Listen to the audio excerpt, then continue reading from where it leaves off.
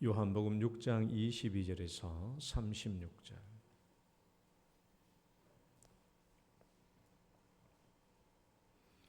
요한복음 6장 22절부터 32절.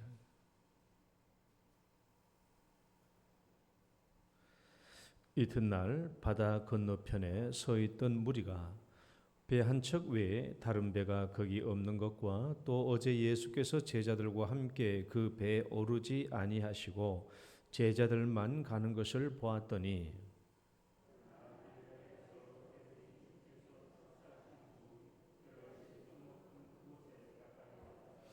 무리가 거기에 예수도 안 계시고 제자들도 없음을 보고 곧 배들을 타고 예수를 찾으러 가버나움으로 가서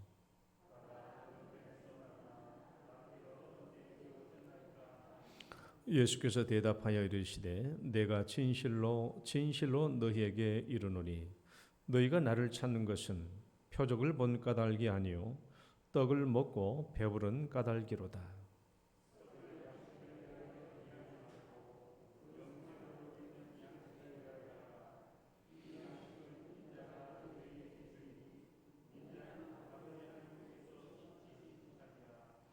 그들이 묻되 우리가 어떻게 하여야 하나님의 이 일을 하오리까?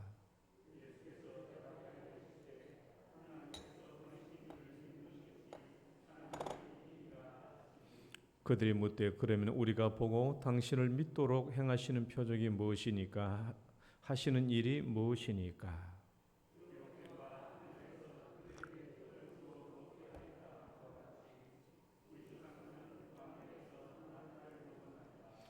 예수께서 이르시되 내가 진실로 진실로 너희에게 이르노니 모세가 너희에게 하늘로부터 떡을 준 것이 아니라 내 아버지께서 너희에게 하늘로부터 참떡을 주시나니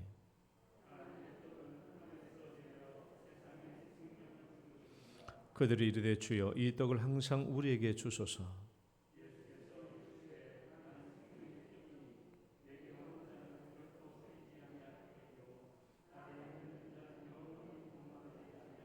다 같이 그러나 내가 너희에게 이르기를 너희는 나를 보고도 믿지 아니하는도다 하였느니라. 아멘.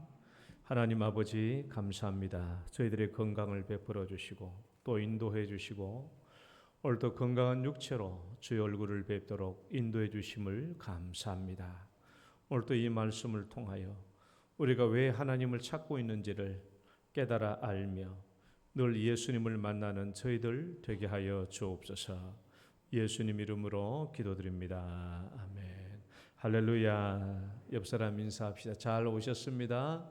주 이름으로 축복합니다. 여러분 한 주간 동안 잘 지내신 줄 믿습니다. 네, 감사합니다. 코로나 안 걸리고 우리가 건강하게 교회 오는 것마다 얼마나 감사한 일인지 모릅니다. 여러분이 예수님을 만나셨습니까? 아마 이 말을 하면은 여러분들은 각자 내가 과거 여러 시간 동안 여러 가지 사건을 통해서 다양하게 예수님을 만난 것을 기억에 떠올릴 것입니다. 우리가 얼마나 예수님을 자주 만났습니까? 우리가 예수님을 자주 만났고 우리 삶이 문제 있을 때마다 예수님께 나와서 기도하였고 또 삶의 문제를 여러 가지 방법으로 해결받았습니다. 기도 응답 받은 게 참 많죠.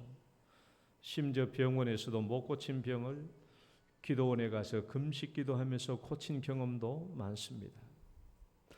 그러면 우리는 다 구원을 받았을까요?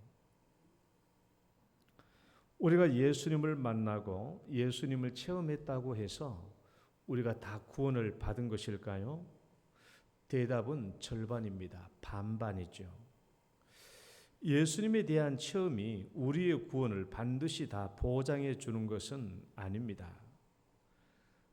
예수님께서 나를 만나주시고 내가 예수님 체험했을 때 예수님의 인도를 잘 받아 따라왔다면 우리는 구원을 받았겠지만 만약에 우리가 예수님을 만나고 예수님을 체험했다고 할지라도 그냥 그 자리에 머물러 있다면 구원을 받을 수는 없습니다. 저 그림을 한번 보시면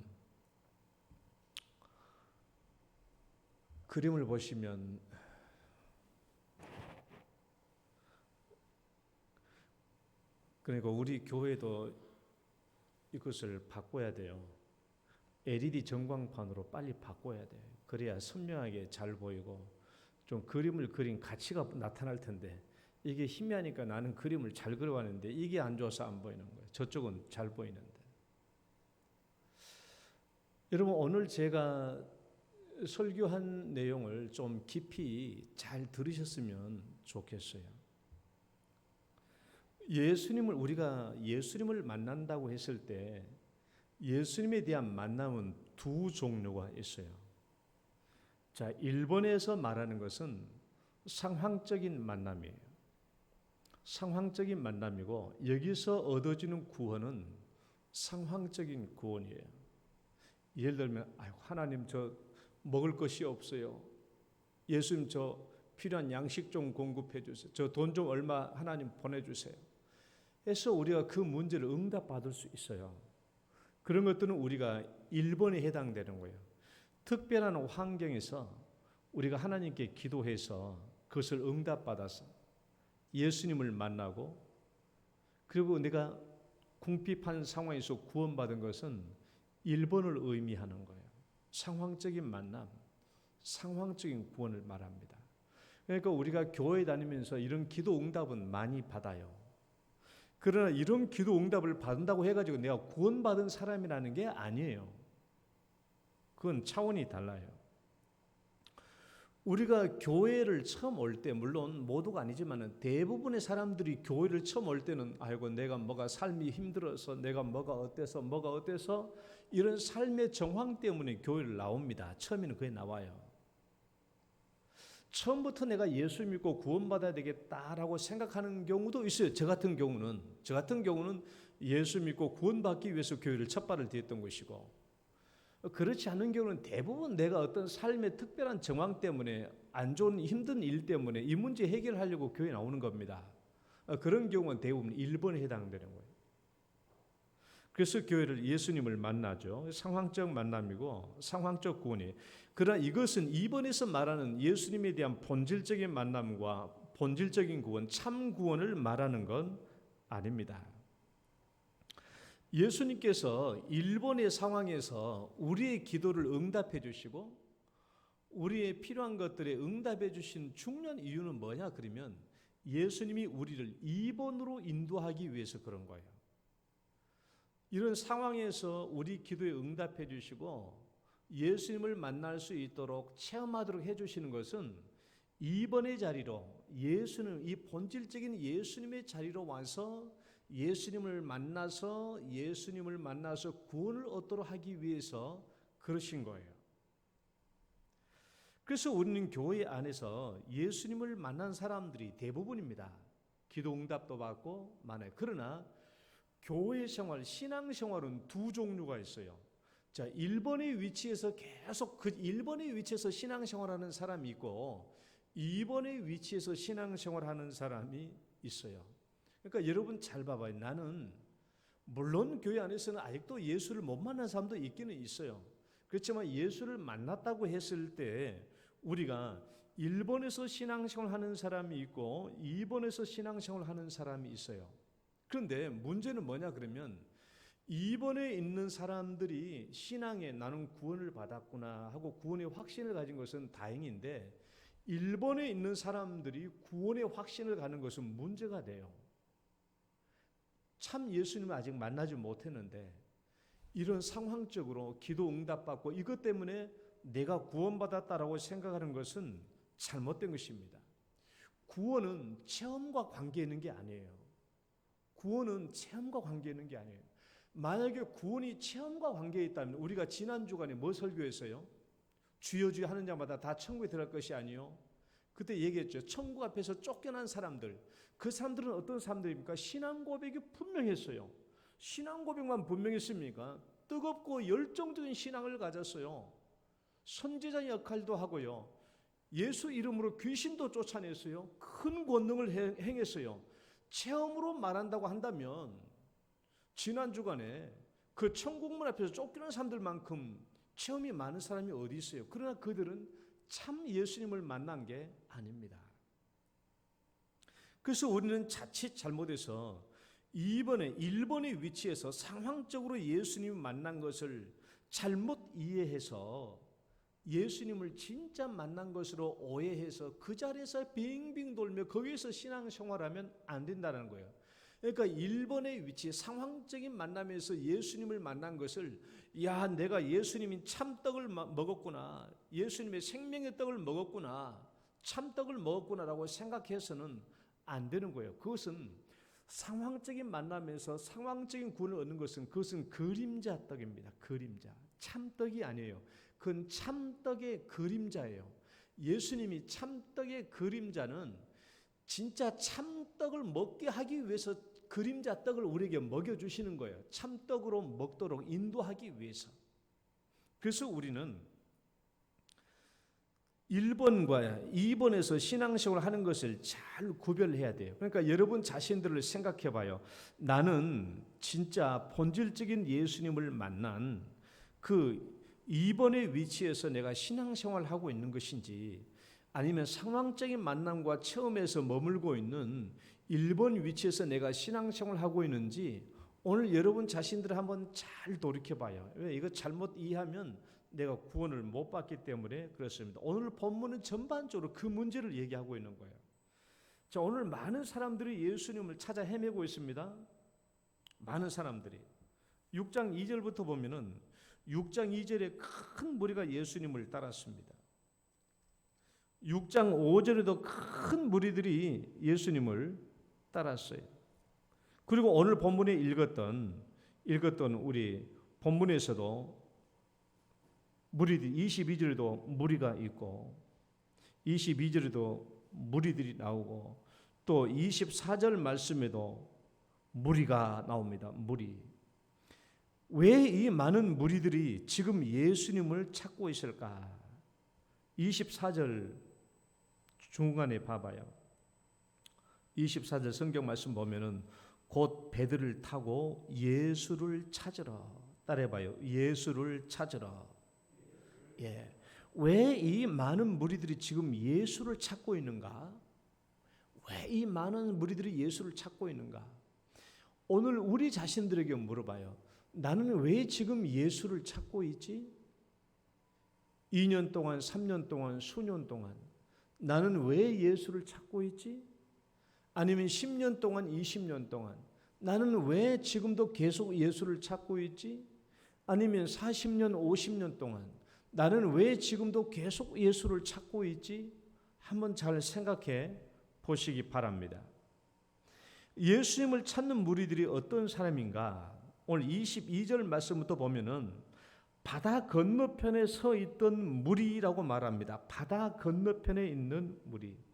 바다 건너편에 있는 무리라는 말은 지금 바로 어제 저녁에 벳세다에서 오병이어의 기적을 맛본 사람들을 말해요. 바로 전날 저녁에, 그러니까 6장 1절부터 나오는 게 오병이어의 기적에 관한 이야기거든요. 전날 저녁에 예수님께 빈 광야에서 오병이어의 기적을 맛본 사람들을 말합니다. 왜 호수 건너편이라고 말한 이유는 이미 예수님의 제자들은 가버나움에 가 있잖아요. 그래서 저 건너편이라고 말한 겁니다. 바로 그곳에 왜 많은 무리들이 다시 모여들었는가? 왜 그 사람들이 다시 모여들었는가?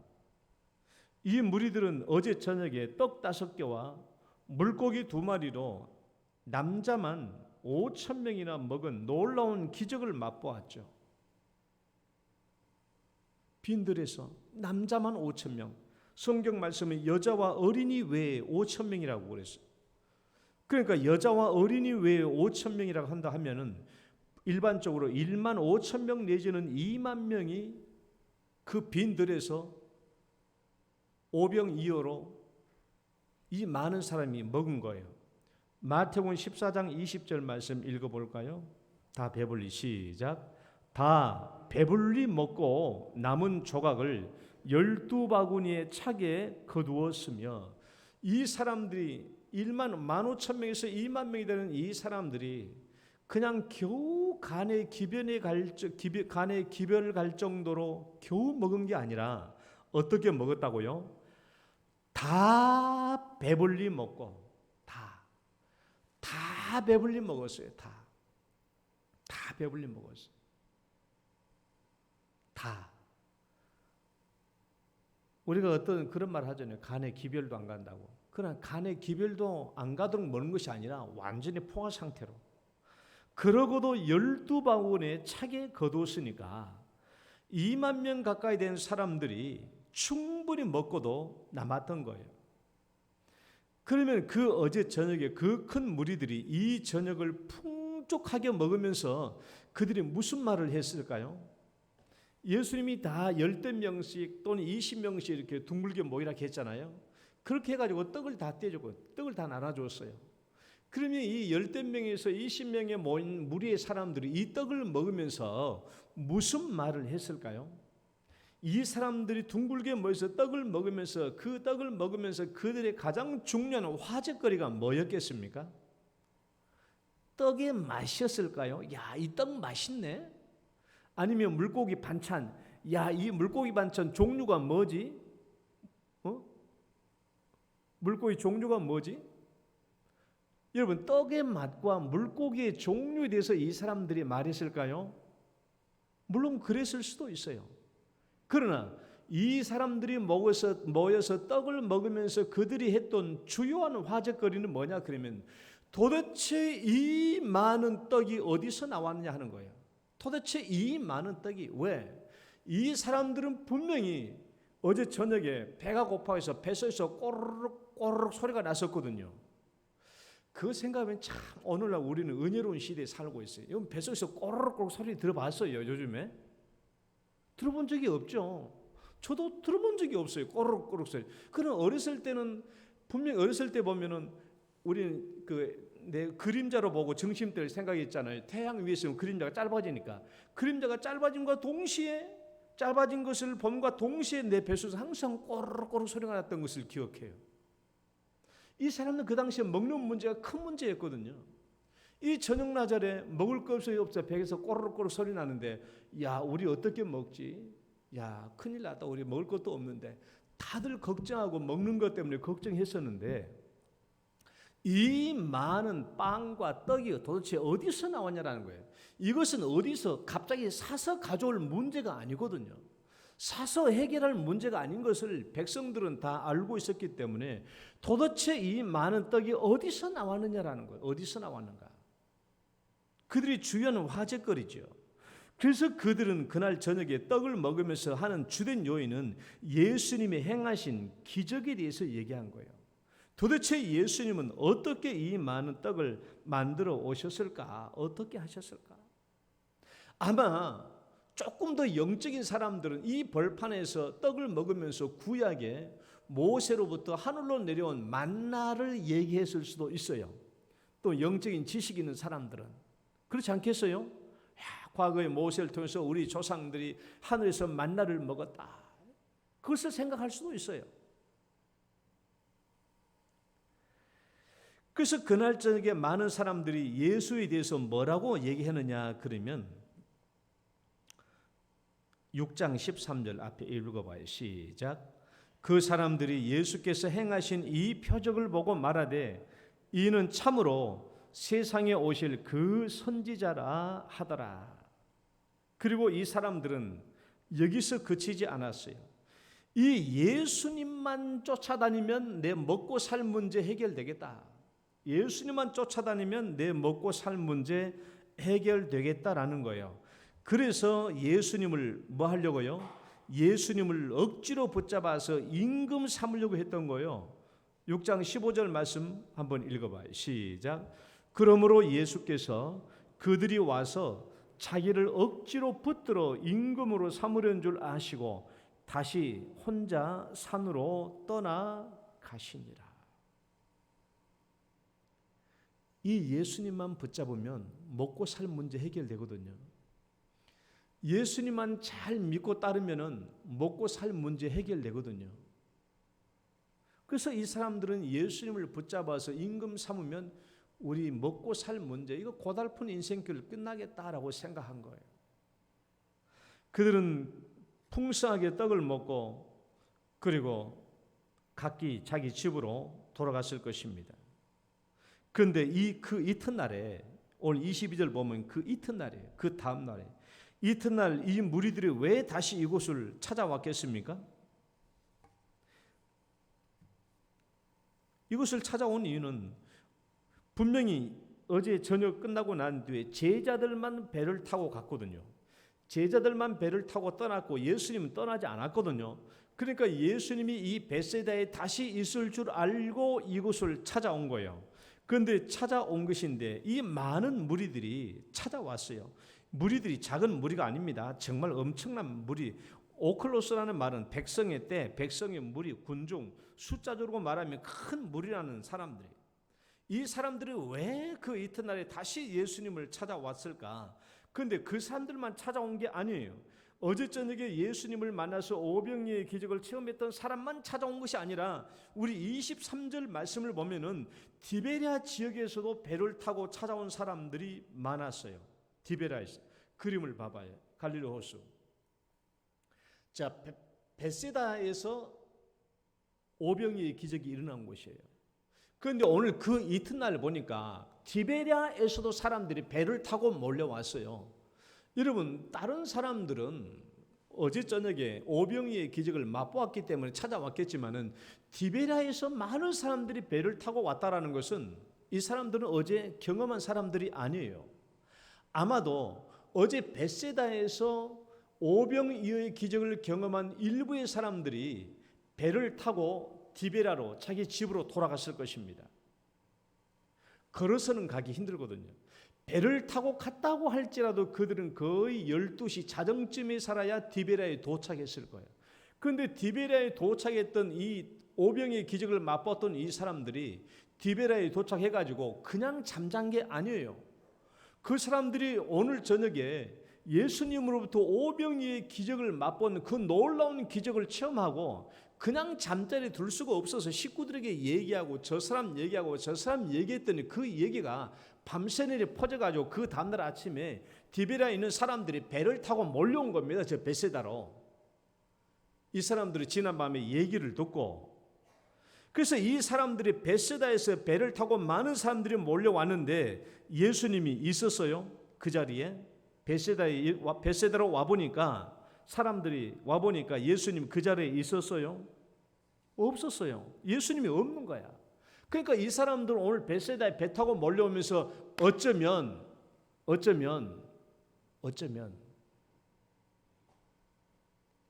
오늘 정십 때도 오병이어의 기적을 체험할 수 있을 텐데 어쩌면 오늘 저녁에 오늘 점심 때도 오병이어의 기적을 체험할 수 있는 그 기대를 가지고 왔는데 예수님이 안 계신 거예요. 예수님이 안 계신 거예요. 그들이 얼마나 실망했겠습니까? 얼마나 실망했겠어요. 오늘 점심 때 우리도 오병이어의 기적을 체험할 줄 믿고 왔는데 예수님이 벳세다에 안 계신 거예요. 그래서 그들이 포기하고 집으로 돌아갔나요? 아니에요. 예수님을 찾으러 가버나움으로 다시 간 것입니다. 그러니까 벳세다에서 디베랴에서 벳세다까지 왔다가 벳세다에 없으니까 다시 건너서 가버나움으로 또 간 거예요. 예수님을 찾으러. 그리고 거기서 드디어 예수님을 발견했습니다. 요한복음 6장 25절 읽어봐요. 랍비여 시작. 랍비여 언제 여기 오셨나이까? 랍비여 언제 여기 오셨습니까? 그들이 찾다가 예수님을 만났어요. 랍비여 언제 여기 오셨습니까? 라는 이 말의 의미가 알겠죠? 우리가 예수님을 찾고 또 찾았는데 드디어 예수님을 만났습니다. 얼마나 반가운 표정입니까? 아이고 예수님 언제 여기 오셨어요? 정말 반갑습니다. 우리 얼마나 예수님을 찾았는데요. 그 말이에요. 여러분 우리들도 예수님을 그렇게 찾지 않아요? 예수님을 막 찾아. 예수님 막 찾아요. 새벽에 와서 찾고 저녁에 와서 기도하면 자꾸 계속 예수님을 찾아요. 우리가 왜 예수님을 찾죠? 우리가 뭐 때문에 예수님을 찾습니까? 예수님의 대답을 봐봐요. 예수님을 포기하지 않고 열렬히 찾은 이 무리들에게 예수님이 뭐라고 대답하는가? 요한복음 6장 26절 읽어봐요. 시작. 내가 진실로 너에게 이르노니 너희가 나를 찾는 것은 표적을 본 까닭이 아니요 떡을 먹고 배부른 까닭이로다. 너희들이 나를 찾는 것은 표적을 본 까닭이 아니고 떡을 먹고 배부른 까닭에 나를 찾았다라는 거예요. 쉽게 말하면 육신의 만족을 위해서 계속 예수님을 찾고 또 찾았다라는 거예요. 예수님은 이런 목적으로 예수님을 찾는 것을 기뻐하셨습니까? 이 대답을 보면 예수님은 전혀 기뻐하지 않았어요. 예수님을 찾을 때 하나님, 예수님 저 이거 필요해요. 먹고 또 먹고 이런 먹는 문제를 육신적인 만족을 위해서 예수님 찾아오시는 것을 기뻐하지 않고 단호하게 거절하신 거예요. 우리가 말했던 상황적인 만남과 상황적인 구원만을 위해서 오는 것은 예수님께서는 거절하신 것입니다. 왜? 예수님은 우리가 항상 굶주림 때문에 어떤 갈급한 문제 때문에 예수님만을 찾는 것을 예수님은 기뻐하지 않는다라는 것이죠. 그러니까 우리가 거기에만 매달려 있으면 안 된다라는 거예요. 그러니까 예수님은 우리가 상황적인 만남만을 요구하는 것을 원하시지 않는다는 것입니다. 예수님이 하신 말씀이 그거잖아요. 너희가 나를 찾은 것은 표적을 본 까닭이 아니요 떡을 먹고 배부른 까닭이로다. 만약에 큰 무리들이 오병이어의 기적을 체험했었더라면 그들은 예수님에 대해서 어떻게 생각해야 했을까?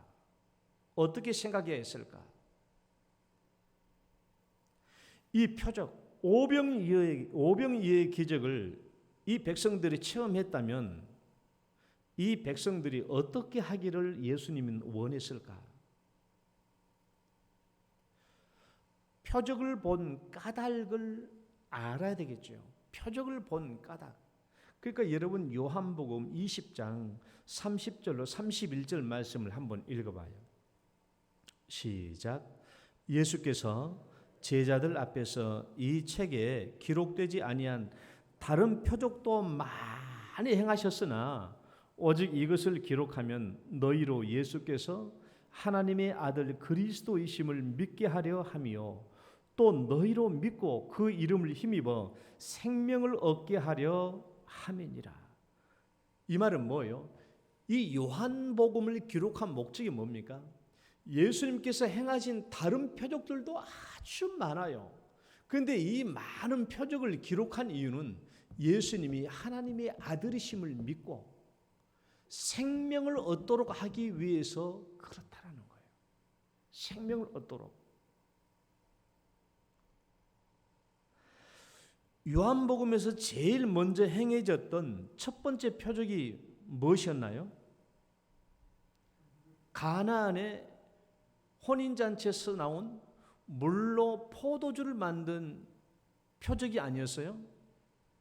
그 표적의 사건, 요한복음 2장에 나오는 그 표적의 사건의 결론이 뭔가 한번 읽어봐요. 요한복음 2장 11절. 그 사건의 마지막 결론입니다. 예수께서 시작. 예수께서 이 첫 표적을 갈릴리 가나에서 행하여 그의 영광을 나타내심에 제자들이 그를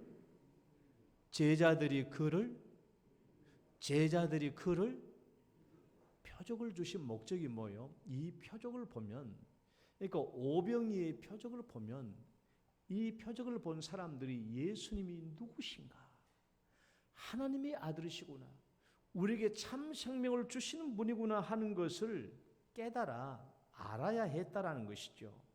그런데 지금 어제 오병이어의 기적을 맛봤던 이 사람들은 이 오병이어의 기적을 체험한 것을 어디에 적용했어요?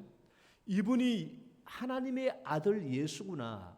이분이 참 생명이구나 하고 자기 자신에게 적용시켜야 되는데 오병이어를 체험했던 이 사람들은 어디다 이 문제를 적용했냐 그러면은 세상에 오실 그 선지자라고 그랬어요. 여러분, 세상에서 오실 그 선지라고 말한 것은 6장 14절에서 참으로 세상에 오실 그 선지라는 말은 긍정적으로 메시아를 지칭한 것이 아니고 그 옛날 출애굽 때 모세를 통해서 하늘에서 만나를 내려주셨던 것처럼 이 예수님도 모세처럼 우리에게 육신의 떡을 물 붓듯이 먹어줄 수 있는 그런 메시아, 아니 그런 선지자구나라고 말한 거예요. 그렇게 얘기한 것이지 우리가 말한 참 선지자라는 형식으로 의미한 게 아닙니다.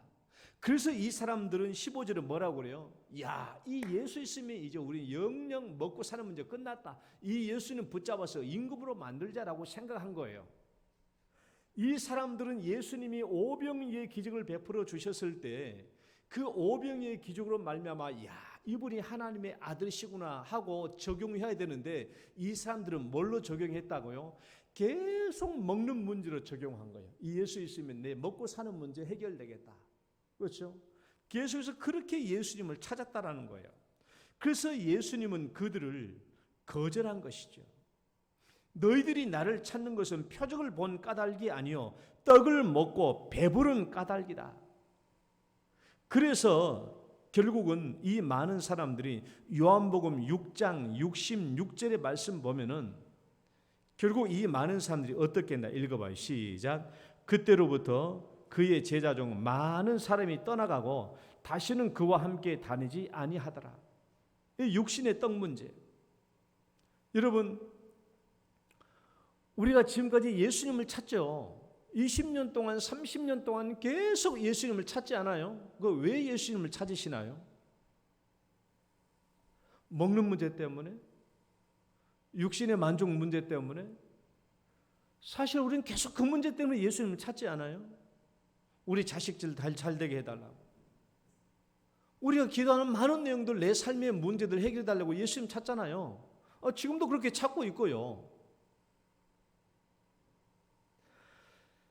우리의 초점은 육신의 만족거리에만 머물러 있을 때가 많아요. 그러나 이제 예수님의 요구 봐봐요. 그렇다면 예수님의 요구는 무엇입니까? 예수님의 요구는 그 상황적인 만남, 상황적인 구원 거기에 머물지 말라라는 거예요. 표적을 보여주신 의미를 알라는 것입니다. 우리 27절 말씀 읽어봐요. 썩을 양식. 시작.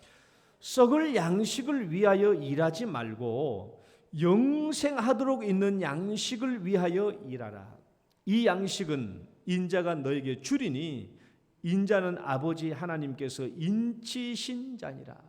썩을 양식을 위하여 일하지 말라라는 말은 계속 예수님을 찾되 먹을 거리, 내 삶에 필요한 것, 공급할 거리, 내 삶의 만족거리 이런 것들을 만족시키기 위해서 예수님을 찾으란 말이 아니에요.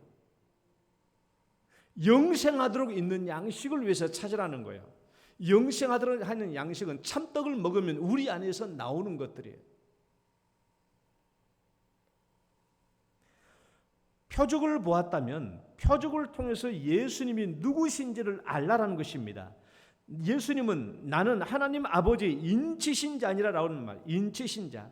인치신 자라는 말은 스프랑이죠. 누구누구의 소유로 확정되다, 완전히 봉인되다는 뜻으로 예수님은 나를 누구라고 말하는 거예요? 나는 하나님의 소유요, 하나님의 아들이요, 하나님이 보내신 자라는 것을 지금 이렇게 표현하고 있는 거예요. 육신의 떡 먹는 문제로 만족하지 말고 예수님이 누구신가를 알라라는 것이죠. 그것이 뭐예요? 예수님을 믿으라는 것입니다. 6장 29절 읽어봐요. 시작. 하나님께서 보내신 이를 믿는 것이 하나님의 일이니라. 오늘날 우리들도 계속해서 예수님을 찾을 때 무슨 문제로 예수님을 찾는가? 계속 먹고 사는 문제로 예수님을 찾아요. 먹고 사는 문제로. 그러나 예수님의 요구는 뭐냐? 상황적인 만남, 상황적인 구원 그 자리에 머물지 말고 본질적인 만남으로 나아오라. 본질적인 만남으로. 상황적인 만남에 머물지 말고 본질적인 만남으로 나아오라는 거예요. 제가 누가복음 17장 얘기를 좀 할게요. 여러분, 누가복음 17장에는 예수님이 예루살렘을 향하여 올라갈 때 사마리아 인근 지역을 지나가는데 10명의 문둥병자가 예수님께 나와서 예수 선생님이여 우리를 불쌍히 여기소서라고 예수님께 구했어요. 이 10명의 문둥병자가 이렇게 구하니까 예수님께서 그들을 불쌍히 여기셔서 그들을 고쳐주시고자 해서 자, 너희들이 이제 고쳐질 것이니까 너희들 가까운 제사장에게 가서 너희 몸이 문둥병에서 깨끗하게 나아졌음을 확인 가서 해라 라고 말해준 거예요. 그런데 그들이 제사장에게 나아가기도 전에, 그러니까 제사장에게 나아가는 그 도중에 자기들의 문둥병이 깨끗하게 나아진 것을 발견했어요. 여러분, 놀라운 일입니까? 얼마나 놀라운 일입니까? 공보연 집사님, 그쪽 내가 한번 질문에 대답해 봐요. 집사님, 문둥병자로 살래요? 1억 원 줄게 1억 원 받고 살래요?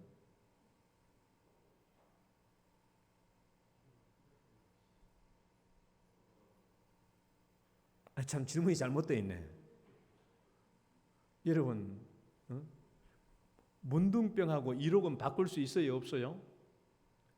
여러분, 건강하게 사는 게 좋지. 여러분 1억 원 받고 내가 문둥병자로 살겠어요? 그럼 손지는 장로님, 10억 원 드릴 테니까 문둥병자로 살래요? 말도 안 돼요. 그럼 윤하영 장로님, 더 세게 더 같이 쳐줄게요. 100억 드릴 테니까 문둥병자로 사실래요? 말도 안 된다고 하잖아요. 1000억을 준다고 할지라도 문둥병자로 살겠어요? 못 살죠. 그런데 이 문둥병이 고쳐진 거예요. 지금까지 이 문둥병 때문에 온갖 서름과 걱정을 다 하면서 살았는데, 완전히 그냥 인생 망가지면서 살았는데 이 문둥병이 고쳐진 거예요. 이 얼마나 놀라운 체험입니까? 우리 평생 죽을 때까지 이런 체험 할 수 있어요? 없어요? 이런 체험 할 수 없죠. 보통 체험이 아니잖아요. 그런데 이 10명 중에 9명은 그대로 갔고, 깨끗하게 취함을 받은 이 한 사람은 이 놀라운 체험을 통해서 도무지 그 자리에 있을 수 없어서 하나님께 영광을 돌리고 다시 예수님 있는 곳에 달려온 거예요. 다시 예수님 있는 곳에 달려와서 예수님 앞에 무릎을 꿇고 예수님 앞에 감사했어요. 감사했어요. 왜? 이 사람이 왜 그렇게 했어요? 문둥병이 고쳐지는 이 놀라운 체험과 경험을 통해서 도대체 이 예수님이 누구시냐라는 거예요. 도대체 이 예수님이 누구시냐. 그래서 이 사람은 가던 길을 그냥 가지 못하고 집으로, 자기도 얼마나 집으로 뛰어가고 싶었겠냐고요. 그러나 집으로 가지 않고 곧장 예수님께 돌아와 엎드려 무릎 꿇고 예수님께 진실로 감사를 드렸어요. 그러니까 예수님이 그때 하신 말씀이 누가복음 17장 17절 말씀 읽어봐요. 시작. 10사람이 다 깨끗함을 받지 아니하였느냐? 그 9은 어디 있느냐라는 거예요. 그 9은 어디 있느냐? 예수님께서 그 9은 어디 있느냐라고 왜 찾았습니까? 그 9은 어디 있느냐고 묻는 이유가 뭐예요? 그 의미가 뭡니까? 너희들이 이렇게 놀라운 체험과 경험을 했다면 도대체 이 예수님이 누구신가 하고 다시 예수님께 찾아와서 이 예수님을 만나야 하지 않겠느냐라는 거예요. 왜 이 한 사람만 예수님을 만나러 왔느냐라는 것이죠. 그래서 이 예수님이 하나님께로 돌아온 이 한 사람에게 예수님이 뭐라고 그랬냐? 누가복음 17장 19절 말씀 읽어봐요. 일어나 가라. 시작. 일어나 가라. 내 믿음이 너를 구원하였느니라. 이런 문둥병을 고치고 집으로 돌아간 9사람은 구원을 받았어요? 못 받았어요? 못 받았어요. 그러니까 자기 몸에서 문둥병이 고쳐지는 일생일대의 경험을 했지만은 이 상황적인 만남, 이 상황적인 구원으로는 참된 구원을 받는 게 아니라는 거예요. 예수님은 이 돌아온 한 사람이 믿음으로 구원을 받았다는 것입니다. 그러니까 예수님께서 우리에게 우리의 상황적인 만남과 상황적인 구원을 주신 목적이 뭐예요? 참 예수님을 만나도록 하기 위해서 그렇다라는 거예요. 그러니까 이 문둥병 한 사람은 예수님께 돌아와서 예수님을 만난 거예요. 그리고 구원을 받은 것입니다. 본문 32절로 33절 말씀을 읽어봅시다. 시작.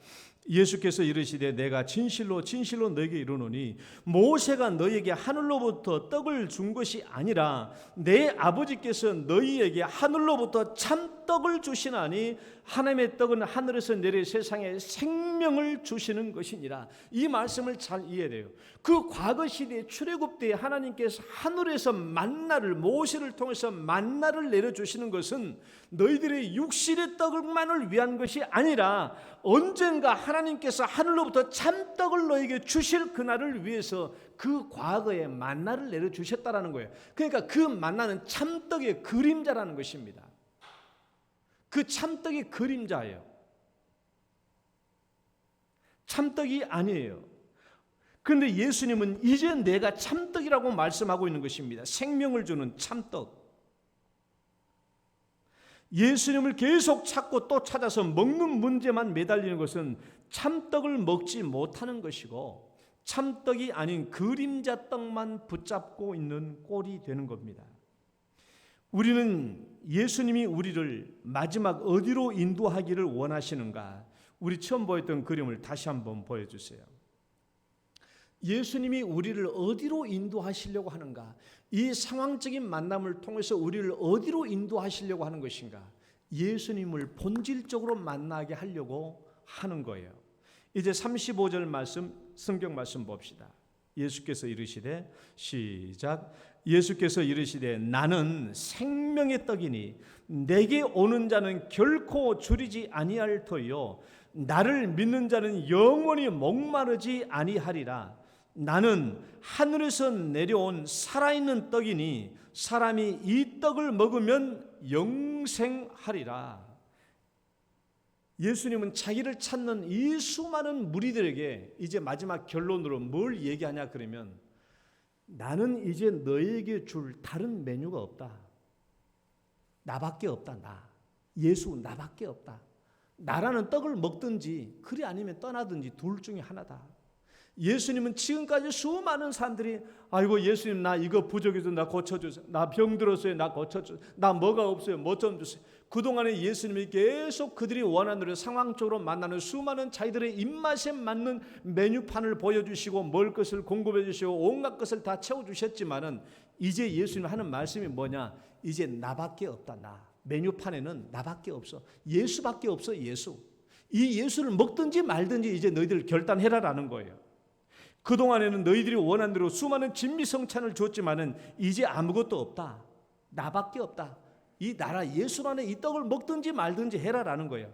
그래서 요한복음 6장 66절 말씀에 보면 그때부터 그의 제자 중에 많은 사람이 떠나갔어요. 많은 사람이.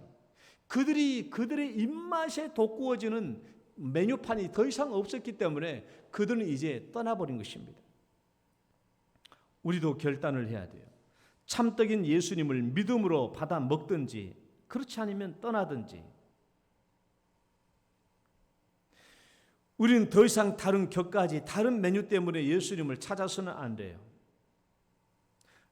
성도 여러분, 여러분 참떡을 먹으셨습니까? 참떡을 먹어야 본질적인 예수님을 만난 거거든요. 신앙생활에 왜 재미가 없어요? 미안합니다. 신앙생활에 왜 재미가 없어요? 참떡을 못 먹기 때문에 그래요. 주일날 예배 드린 것이 힘드시나요? 참떡을 못 먹어서 그래요. 내 자신이 예수님처럼 낮아지고 겸손해지고 그렇게 추구하는 삶이 즐겁고 기쁘지 않습니까? 기쁘지 않다면 참떡을 먹지 않았기 때문에 그래요. 예수 앞에 돌아와 무릎 꿇는 감사가 없나요? 참떡을 못 먹기 때문에 그래요. 아직도 세상의 여러 가지 유혹과 이생의 자랑거리에 마음을 빼앗깁니까? 참떡을 못 먹기 때문에 그래요. 아직도 자기 부인이 나오지 않고 여러 가지 일들의 분노와 불평이 나옵니까? 참떡을 먹지 않았기 때문에 그래요. 아직도 경제적이고 물질적인 주재권을 하나님께 맡기지 못했습니까? 참떡을 먹지 못했기 때문에 그래요. 여러분, 참떡을 먹지 못하고 교회 생활을 하면은 그건 교회 생활, 신앙 생활이 아니고 말 그대로 종교 생활입니다. 그러니까 제가 말씀드렸죠. 아까 일본의 위치에서 신앙 생활하면 그것은 신앙 생활이 아니고 종교 생활이에요. 종교 생활. 그저 교회 생활에 익숙해질 뿐이에요. 그런 종교 생활은 아무리 10년, 20년, 30년 한다고 할지라도 나 중심의 신앙 생활에서 벗어나지 못합니다. 참떡을 먹어야 자기 부인과 자기 십자가를 지는 제자의 삶이 나올 수 있는 거예요. 여러분, 참떡을 먹으셨어요? 참떡을 먹으셨나요? 따라해 봅시다. 콩 심은 데 콩 나고. 중요한 얘기 하려고 하니까 잘 따라해 보세요. 콩 심은 데 콩 나고 팥 심은 데 팥 난다. 그런 것처럼 예수 먹으면 예수가 나옵니다. 예수 먹었는데도 예수가 나오지 않는다는 것은 내가 예수를 먹지 않았기 때문에 그래요. 참떡을 먹지 않았기 때문에 그래요. 여러분, 우리가 그림자 떡을 먹으면서 참떡을 먹은 것으로 착각하거나 오해해서는 안 됩니다. 참떡을 먹으면 참떡이 나오고 예수를 먹으면 내 안에서 예수가 나와요. 콩 심은 데 콩 나고 팥 심은 데 팥 나는 것처럼 예수 먹으면 예수가 나오게 됩니다. 예수 닮은 것들이 내 안에 나오게 되는 것이고요. 내가 예수 닮아가는 것을 기뻐하고 즐거워하게 되는 것입니다. 갈라디아서 2장 20절 말씀 읽어봅시다. 시작. 내가 예수 그리스도와 함께 십자가에 못 박혔나니 그런즉 이제는 내가 산 것이 아니요 내 안에 그리스도께서 사신 것이라. 이제 내가 육체 가운데 사는 것은 나를 사랑하사 나를 위하여 자기 몸을 버리신 하나님의 아들을 믿는 믿음 안에서 사는 것이라. 내 안에 예수를 먹으면 내 안에 예수가 사는 거예요. 그러면 내 안에서 예수가 나오는 것입니다. 내 안에서 자꾸 예수가 나와야 돼요. 그런데 내 안에서 자꾸 내가 나오면 참떡을 먹은 게 아니라는 거예요. 예수를 먹은 게 아니라는 것이죠. 우리는 신앙의 방향이 자꾸 내 자신을 제로화시키고 예수님이 있는 그 자리에 나가고 그 자리에서 예수님과 하나가 되고 예수님의 포도나무 나는 가지요 거기에 늘 붙어 있어야 돼요. 그게 참된 예수 만남이에요. 그런 삶을 즐거워하고 기뻐해야 돼요. 내 자신을 극대화하는 것이 아니라 내 자신을 자꾸 제로화시켜서 예수님께 가까이 가는 것을 즐거워해야 돼요. 교만은 패망의 선봉이요 거만한 마음은 넘어짐의 앞잡이니라. 겸손한 사람과 함께하여 마음을 낮추는 것이 교만한 사람과 함께하여 탈취물을 나누는 것보다 더 나으니라. 여러분, 구약시대에 탈취물을 나누는 것만큼 기쁜 일이 어디 있습니까? 그러나 자기 마음을 낮추는 것이 탈취물을 나누는 것보다 더 즐겁고 기쁘다라는 거예요. 세상에서 가장 불쌍한 사람이 있다면 교회 밖에 있는 사람이 아니에요. 교회 안에서 예수님을 만나고 상황적으로 예수님을 만나고 예수님을 체험하면서도 참떡을 먹지 못한 사람이 가장 불쌍한 사람이에요. 여러분, 그림자 떡 말고 참떡을 먹으시고 본질적인 구원과 참신앙을 누리는 여러분 되시기를 축원합니다. 하나님 아버지, 우리가 그림자 떡을 잘못 알고 참떡을 먹은 줄 알고